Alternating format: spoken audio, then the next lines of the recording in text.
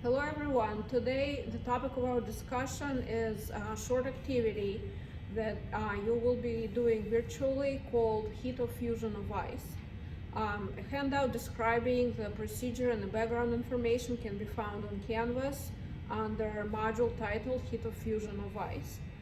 Now, when you go to that module, you will see two PDF files there. One will be notes that I will be going over shortly during this video, and the second is the actual handout, which contains the description of the activity, and importantly, on the very last page of that handout, there is a data sheet or report sheet that you will have to fill out based on what you will be seeing in the following video describing the procedure for this activity, and you'll have to fill that report sheet out and then submit it on Canvas by taking a picture of it and then scanning it into a PDF file.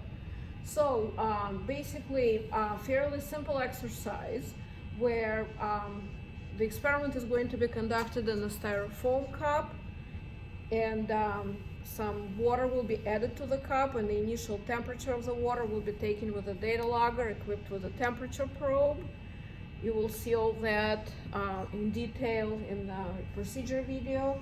And then a known mass of ice will be added to the cup, and obviously we already know what's going to happen. It's not very hard to predict. The ice will be melting, and in order to melt the ice, obviously energy is required, and that energy will be transferred to the melting ice from the warm water in the cup.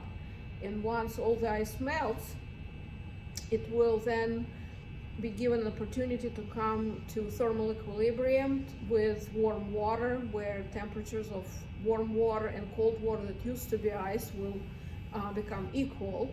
That's what we call thermal equilibrium. And we will measure the final temperature of now just water in the cup.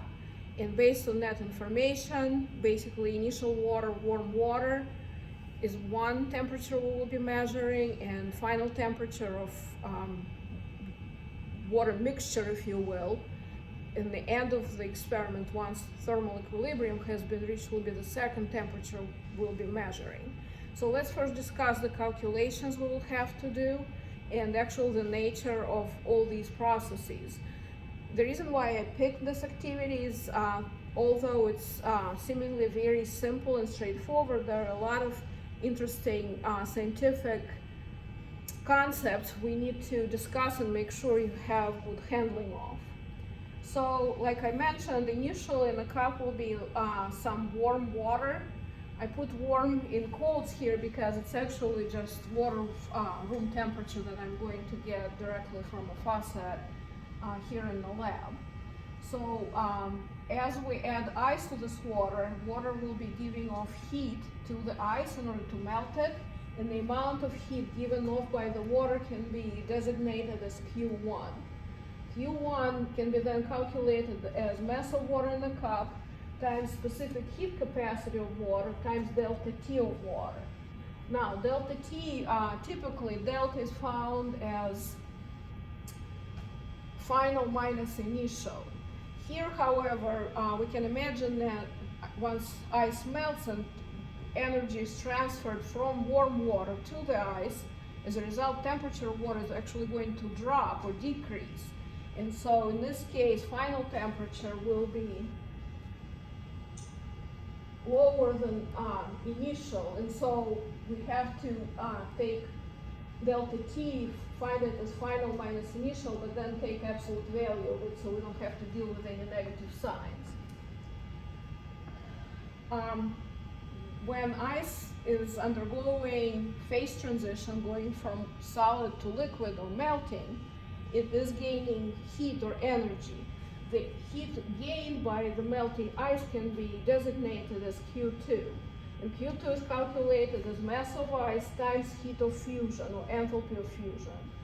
And this is what we're trying to find here. So Q2 cannot, I repeat, cannot be found directly. So Q2 will have to be expressed somehow through other means. Let's now consider what happens to ice, or what used to be ice, once the last solid piece of ice has disappeared. Once all the ice has melted, it's converted into what we call cold water. Again, quote unquote cold water. So it's basically what used to be ice and now it is water.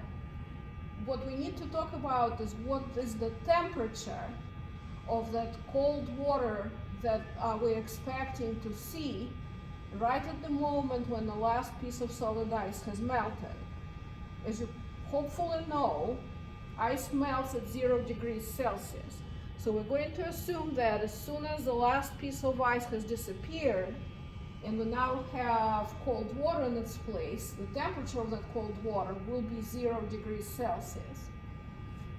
The energy that that cold water will start gaining from warm water in order to reach thermal equilibrium can be described as Q3. Q3 is found as mass of ice, which again is now liquid water, times specific heat capacity of water times delta T. Now, this delta T here that we use for Q3 is not the same delta T as we use for Q1. Why? Because we're talking about cold water that used to be ice, not the warm water that we started our experiment with. So what is the delta T, or how do we find delta T used to find Q3? Well, once again, it's final minus initial. Initial in this case is temperature of ice, which, as we already mentioned, would be 0 degrees.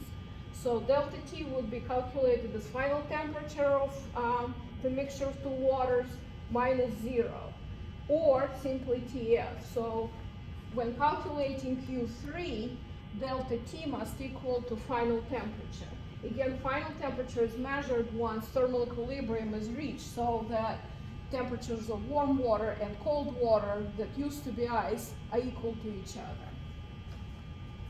So how does that help us find heat of fusion of ice? Well, the assumption we're making, and that's partially why we're using a styrofoam cup here, is that all the heat given off by warm water, or Q1, will go only to either melt the ice, or next step is to warm cold water to final temperature. In other words, there will be no heat loss to the surroundings.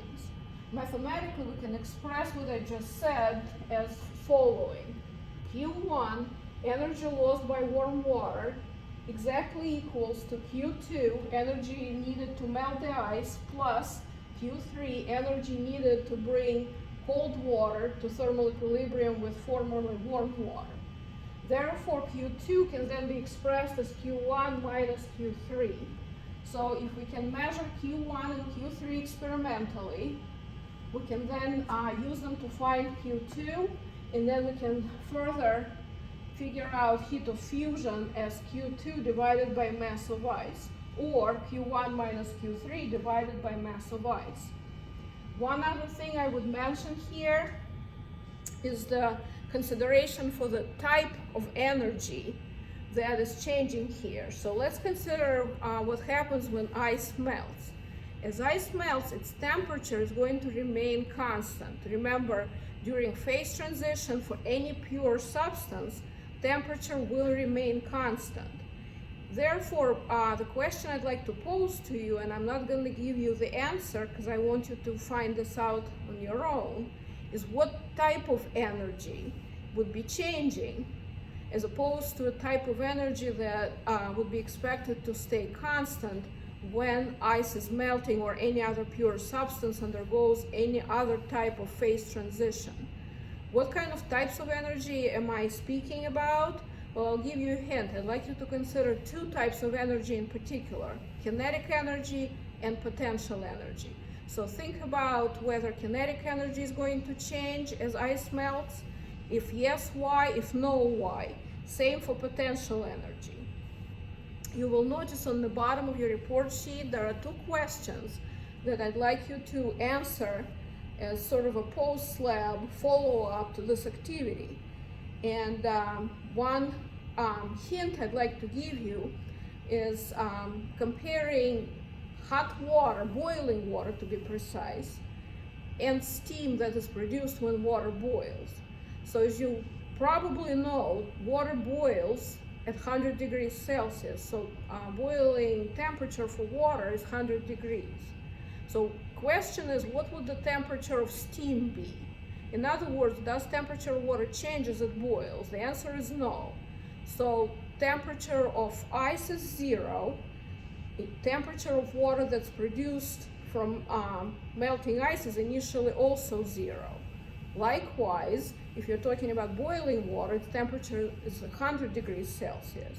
And temperature of steam is also 100 degrees Celsius. So same type of question. Where would that fact that temperature remains constant for steam and for boiling water, where would it translate in terms of energy? Clearly, as water boils and turns into steam, its energy is increasing. But what type of energy is actually increasing? Is it kinetic? Is it potential? Is it both? I'd like to point out too, to sort of make you think a little bit about this, it is frequently said that it's a lot worse to get burned by steam rather than boiling water. And if you think about it, initially it may not make sense, because you know the temperature of boiling water and temperature of steam is 100 degrees for both of them, they're equal. But why would it be worse to get burned by steam versus boiling water? So consider all those questions, and I hope you'll be able to complete that report.